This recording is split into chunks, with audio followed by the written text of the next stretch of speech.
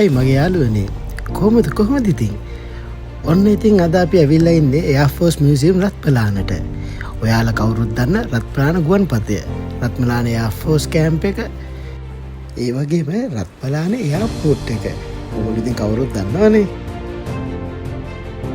ගාවිම පිහිටලා තියෙන මේ මියුසියම් එකට තියෙන්නේ රත්මලානේ ගුවන් තොටුපළ පහු කරලා රත්මලාන එයා ෆෝස් කැම්ප් එකට යාබදව.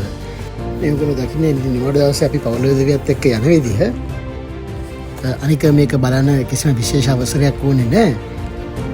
මේ තමයි මියුසියම් එකේ එන්ට්‍රන්ස් එක. ඔයාලට පේනවනේ අද දවසේ මේක බලන්න කොච්චර පොඩි දරුවෝ පාසල් දරුවෝ ඇවිල්ලා ඉන්නවද කියලා. ඇත්තටම මාත් හරි ආසාවෙන් තමයි බලන්න හිටියේ මේක. ඇත්තටම අපි